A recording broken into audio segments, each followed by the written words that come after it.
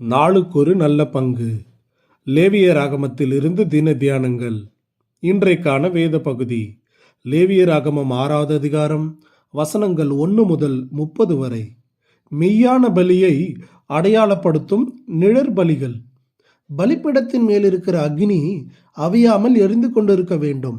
ஆசாரியன் காலைதோறும் அதன் மேல் எரியும்படி கட்டைகளை போட்டு அதன் மேல் சர்வாங்க தகன பலியை வரிசையாக வைத்து அதன் மேல் சமாதான பலியின் கொழுப்பை போட்டு தகனிக்க கடவன். வசனம் 12. இந்த அதிகாரத்தில் ஏற்கனவே சொல்லப்பட்ட பலிகளின் நோக்கம் மற்றும் அதன் வரையறைகள் மீண்டுமாக விவரிக்கப்பட்டுள்ளது. குற்ற நிவாரண பலி நம்மை தேவனிடத்தில் ஒப்புரவாக செய்கிறது போல, உடன் சகோதர சகோதரிகளுக்கு விரோதமாக பாவம் செய்திருந்தோமானால் அவர்களிடத்திலும் ஒப்புரவாக வேண்டும் என்பதையும், குற்றத்தால் இழப்பு ஏற்பட்டிருக்குமாயின் அது சரி செய்யப்படுவதையும் போதிக்கிறது.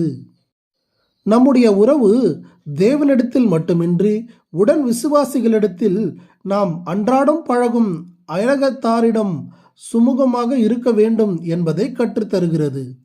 தேவனை நேசிக்கிறவர்கள் மனிதரையும் நேசிக்காமல் இருக்க முடியாது. இந்த பலிகள் கிறிஸ்துவனுடைய ஊழியத்தின் தன்மைகளை பிரதிபலிக்கிற அடையாளங்களாக உள்ளன.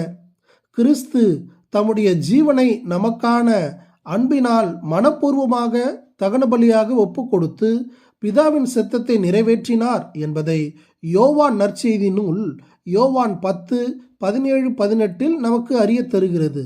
லூக்கா நற்செய்தி நூல் நமக்கு கற்றுத்தரும் கிறிஸ்துவின் பரிபூரணமான மனித குமாரனை போஜன பலி குறிப்பிடுகிறது. ஒரு பரிபூரண ஊழியர் எவ்வாறு எவ்வித மறுப்புமின்றி தான் செய்ய வந்த செயலில் மும்முரமாக இருப்பார் என்பதை மார்க்கு சுவிசேஷத்தின் மூலமாக சமாதான பலி நமக்கு சுட்டி காட்டுகிறது. மக்களை அவர்களுடைய பாவங்களிலிருந்து மீட்டும் இரட்சகராக மத்தேயு அறிமுகப்படுத்துகிறது போல, இத்தகைய பலிகள் கிறிஸ்துவை நமக்கு பரிகார மீட்பராக அறிமுகப்படுத்துகின்றன. ஆசாரிப்பு கூடாரத்தில் உள்ள பலிப்பிடத்தின் மேல் அக்னி அணையாமல் அது எப்பொழுதும் எரிந்து கொண்டிருக்க வேண்டும். தொடர்ச்சியாக செலுத்தப்பட்டு வருகிற பலிகள் மக்களுக்கு ஒருவித பயத்தையும், தங்களுடைய பாவங்களுக்கான பரிகாரம் முற்றிலுமாக செய்யப்படவில்லையோ என்ற குற்ற உணர்வும் இருந்து கொண்டே இருந்தது. அது அவர்களை பரிபூரணப்படுத்தவில்லை. மேலும் மிருகங்களின் இரத்தங்கள் பாவங்களை போக்குவதற்கு போதுமானவையாக அல்ல. கிறிஸ்துவோ பாவங்களுக்காக ஒரே பலியை செலுத்தி என்றென்றைக்கும் தேவனுடைய வலது பாரிசத்தில் உட்கார்ந்திருக்கிறார். இப்பொழுது பலிபீடத்தில் எரிந்து கொண்டிருந்து நெருப்பு நிரந்தரமாக அணைக்கப்பட்டு விட்டது. இது கிறிஸ்துவின் பலி மரணத்தின் மூலமாக நம்முடைய பாவங்கள் முற்றிலுமாக மன்னிக்கப்பட்டு விட்டன என்பதையும், இனிமேல் பாவங்களின் நிமித்தமாக பலி செலுத்தப்படுவதில்லை என்பதையும் தெரிவிக்கிறது. எபிரேயர் 10வது அதிகாரம். ஆனால் கிறிஸ்துவோ நமக்காக எப்பொழுதும் வேண்டுதல் செய்து கொண்டிருக்கிறார்.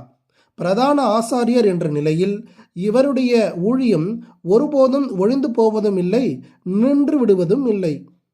கிறிஸ்துவின் ஒப்பற்ற பலியின் மூலமாக நாம் அடைந்திருக்கிற ஆசீர்வாதங்களை உணர்ந்து, பரலோகத்தில் அதிக மேன்மையும் நிலையுள்ளதுமான சுதந்திரம் நமக்காக வைக்கப்பட்டுள்ளது என்பதை அறிந்து நன்றியும் விசுவாசமும் நிறைந்த வாழ்க்கையை நாம் வாழுவோம். ஆமென்.